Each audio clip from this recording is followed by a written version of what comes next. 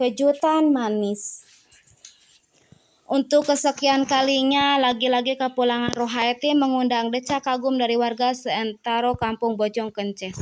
Apalagi saat ia turun dari mobil bersama Al, pria bule yang tampan bermata biru, rambut coklat keemasan. Keperawakan tinggi dan atletis sontak membuat semua orang yang berkerumun di depan rumahnya menjadi heboh dan histeris. "Gelo, eta si Roroh pulang ke kampung sama bule ganteng," ujar seorang pria yang memanggul cangkul di pundaknya. "Iya, meni keren pisan. Duh, beruntung pisan eta si Roroh dapetin bule," puji pria yang berdiri di sampingnya. "Prok prok prok." Riuh tepuk tangan para warga mengiringi Rohaiti dan Al yang berjalan memasuki rumah. Di dalam rumah, Rohaiti langsung menyampaikan maksudnya pulang mendadak. Orang tua Rohaiti mendukung rencana Al untuk memberi kejutan kepada Mae. Di rumahnya, Mae menerima pesan singkat dari Rohaiti yang mengabarkan kalau dia pulang dan saat ini berada di rumahnya. Ba'da Isya, Mae pun meminta izin kepada kedua orang tuanya untuk mengunjungi Rohaiti.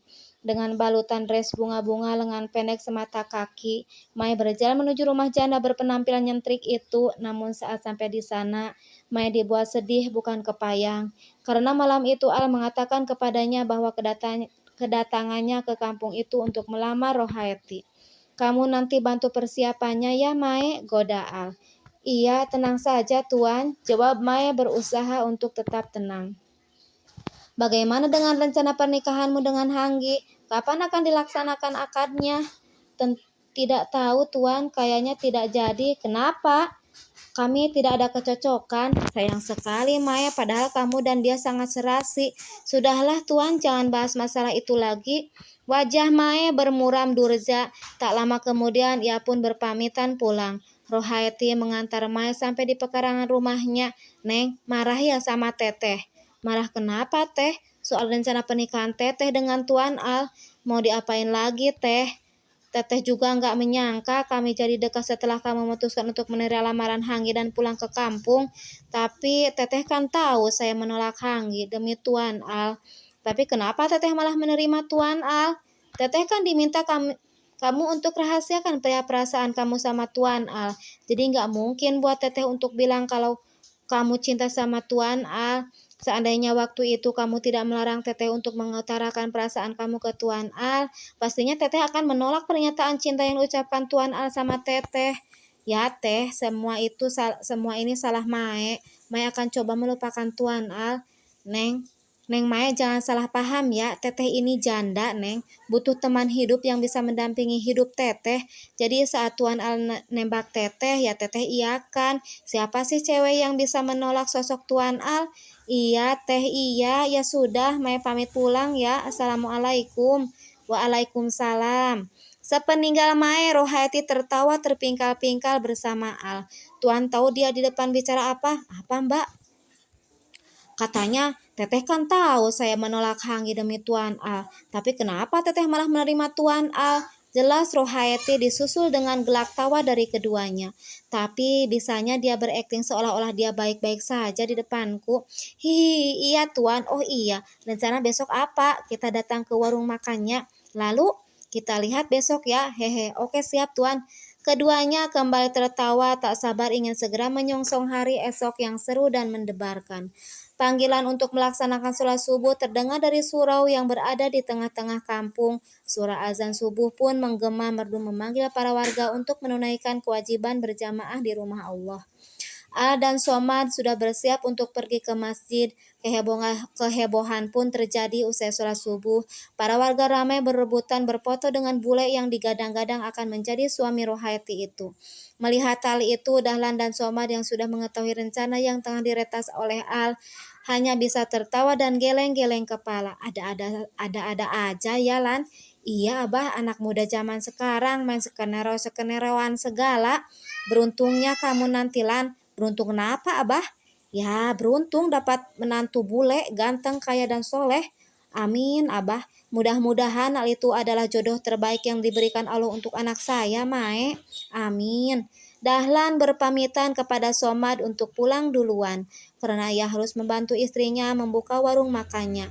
Di sepanjang perjalanan pulang, Dahlan tertawa-tawa sendiri bila mengingat kembali kejadian semalam. Putri sulungnya itu menangis saat pulang dari rumah Rohaiti. ingin sekali memberitahukan hal yang sebenarnya kepada Mae, namun ia tidak mau merusak rencana calon menantunya itu. Sesampainya di rumah, Dahlan langsung menceritakan kehebohan yang terjadi di masjid. Mae yang mendengar hal itu mencebik kesal, entah mengapa kini ia selalu emosi dan kesal saat ada orang menyebut-nyebut nama Al. Walau jauh di dalam hatinya, ia bersyukur karena Al telah memeluk agama Islam. Ish, artis juga bukan, ngapain sih pada minta berebutan foto gitu? Ih, malu-maluin aja, sungut Mae. Ih, kenapa anak apa ini kok jadi marah-marah gitu? Ah, nggak apa-apa, Pak. Cuma aneh aja sama tingkah laku orang-orang di kampung ini. Setiap ada yang pulang dari kota atau ada tamu dari kota pasti aja heboh. Jangan bicara kayak gitu ya maklum lah kan baru pertama kali ada bule masuk kampung. Jadi mereka terpesona dan kagum, Neng. Apa juga sama tadi kuat kagum lihat ada orang tinggi, gagah ganteng, apalagi waktu lihat matanya. Ya Allah, kayak kelereng biru. Masa sih Pak? Tanya Marni tidak percaya. Iya Mak, pasti nggak akan percaya kalau belum lihat langsung. Kekuasaan Allahnya apa? Bisa ciptakan manusia sesempurna itu? Iya Mak. Mae sengaja mentulikan telinganya. Ia malah sibuk menuangkan sayur untuk dijual dari panci ke mangkok saji besar. Melihat tingkah putrinya seperti itu, Dahlan dan Marni cekikikan berdua dari ruang tengah. Waktu menunjukkan pukul 8, Marni berpamitan kepada Mae untuk pergi ke pasar. Kebetulan hari itu sedang ada pesanan nasi kotak sebanyak 100 kotak dari kampung sebelah. Alhasil Mae sendiri yang menjaga warung makan, pembeli tak berhenti datang silih berganti, lontong sayur dan juga nasi uduk yang dijualnya pagi itu laris manis. Mae tersenyum puas karena jualan pagi sisa sedikit lagi. Ia duduk di dekat laci lemari etalasenya lalu mengambil uang hasil penjualan dan menghitungnya. Saat sedang husuk menghitung, tiba-tiba Rohaiti dan Al datang berduaan berangkulan mesra. Mae terkejut, ia ingin berlari dan mengurung diri di dalam kamarnya. Tapi hanya ia sendiri yang menunggai warung tersebut. Sang ibu yang sedari tadi berbelanja ke pasar tidak kunjung pulang.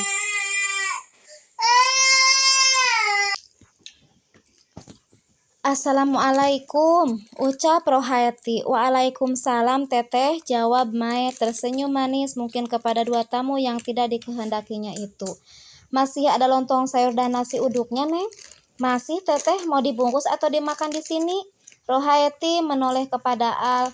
Yang kamu mau makan di sini atau dibungkus? Makan di sini aja, Yang. Batin Mae mencebik. Makan di sini aja katanya, Neng. Iya teteh, saya dengar barusan Tuan Al bilang mau makan di sini. Ih, jangan sewot atuh, Neng. Punten teteh, nggak ada maksud. Sok mangga duduk, mau lontong sayur atau nasi uduk? Ayang mau apa? Nasi uduk saja, pakai sate ati ampela, telur dadar dan orek tempe. Jangan pakai mie ya, Mae.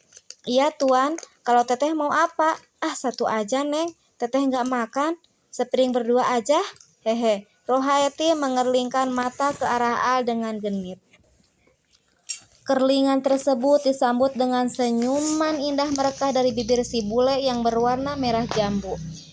Meni geli lihat tingkah teh Roroh sama si Tuan Al. Enak pisan, sungut Mae dalam hati. Mae segera membuatkan pesanan Al. Setelah semua tersaji di piring, ia pun menaruhnya di meja. Mae minta sendok satu lagi, pinta Al. Baik Tuan. Mae menarik kasar sebuah sendok dari tempatnya lalu menyodorkannya kepada Al. Terima kasih ya. Ya, pungkas Mae. Ia pun kembali duduk di kursi yang ia duduki tadi. Untuk mengusir rasa suntuknya, Mae mengambil ponsel dari dalam saku daster. Lalu ia mulai menjelajahi grup komunitas bisa menulis di Facebook. Cerita-cerita yang disuguhkan autor kece yang tergabung di dalam grup tersebut sedikit dapat menghibur hati Mae yang gundah gulana. Namun naas saat sedang asik-asiknya membaca cerbung karya penulis amatir kesayangannya Anida Tanisa, tiba-tiba ponsel Mae mati karena lowbat. Gadis itu merutuk dalam hatinya. Alhasil ia pun kini hanya duduk sambil termenung. Kesempatan baik itu tak disia-siakan oleh Al dan Rohaeti. Keduanya melancarkan aksi mereka kembali. Yang kamu kalau tidur jangan telentang ya, ucap Al kepada Rohaeti. Loh kenapa yang? Itu aku lihat berita di TV ada orang meninggal gara-gara tidur telentang. Hah, kok bisa? Iya, dokter yang mempisu menemukan tang, obeng, dan paku di dalam perutnya. Ternyata orang itu sebelum tidur bukan hanya telentang, tapi dia juga telan obeng dan telan paku. Hahaha. Hahaha, ih ayang kamu bisa aja. Bule nyebelin itu kan cerita yang aku ceritain untuk waktu kamu sakit dulu.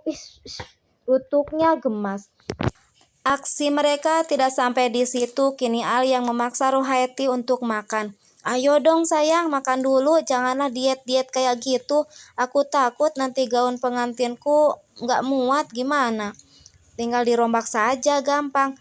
Nggak mau, kalau berat badan aku nambah rasanya berat sekali ini badan yang. Kamu bisa aja. Al mencubit pipi Rohaeti dengan centil. Janda semok itu menarik hidung mancung bule yang duduk di sampingnya. Ini makan dulu sedikit saja ya. Aku tidak mau kamu sakit. Sebentar lagi adalah hari pernikahan kita sayang, ujar Al menyendokkan nasi lalu mendekatkannya ke mulut Rohaeti. Rohaeti merajuk menutup mulutnya, namun dengan mesra Al menarik lagu wanita bermake up tebal itu dan menyuapinya.